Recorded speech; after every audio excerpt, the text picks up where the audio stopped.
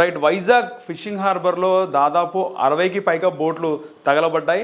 ఒకసారి వివరాల్లోకి వెళ్తే నిన్న team India Aussies world cup match తర్వాత వైజాగ్ హార్బర్లో దాదాపు 10:30 గంటల సమయంలో అక్కడ ఒక యూట్యూబర్ అలాగే బాలాజీ అనే వ్యక్తి రెండు గ్రూపులు అక్కడ ఒక చిన్న పార్టీ చేసుకోవడం జరిగింది. అక్కడ మద్యం సేవించారు. మద్యం సేవించిన తర్వాత ప్రముఖ యూట్యూబర్ నాని మనకు సుపరిచితమే.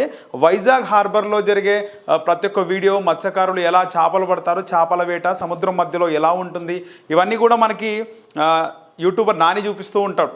సో ఈ క్రమంలో బాలాజీ అనే వ్యక్తికి నాని కొద్ది కాలం క్రితం ఒక బోట్ని అమ్మడం జరిగింది. దీనికి సంబంధించి అక్కడ ఈ మ్యాచ్ అనంతరం మ్యాచ్ ఓడిపోయింది. ఆ తర్వాత వాళ్ళు అక్కడ ఒక బోట్లో చిన్న పార్టీ లాంటిది అరేంజ్ చేసుకున్నారు.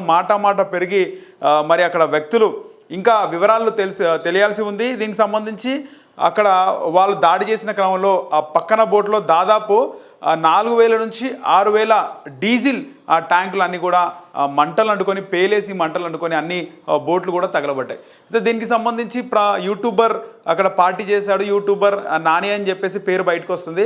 అయితే ఎప్పుడైతే మనం యూట్యూబర్ నాని యూట్యూబ్లో వీడియోస్ పెట్టడం, మా బోట్లన్నీ కూడా తగలబడ్డాయని చెప్పేసి లైవ్ పెట్టడం జరిగింది. దీనికి సంబంధించి ఒకవేళ యూట్యూబర్ నానే కనుక అక్కడ దాడికి పాల్పడితే ఆయన వీడియో పెట్టాడు కదా, ఇప్పటికే పోలీసులు అదుపులోకి తీసుకుంటారని చెప్పి ఒక చర్చ కూడా పైకి వస్తుంది.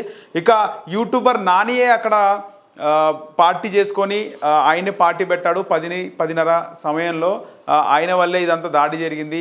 ఆయనకి బాలాజీ అనే వ్యక్తికి ఒక గొడవ జరిగింది. వాళ్ళ దాడి చేసుకున్నారు. ఈ క్రమంలోనే అన్ని బోట్లు తగలబెట్టారు.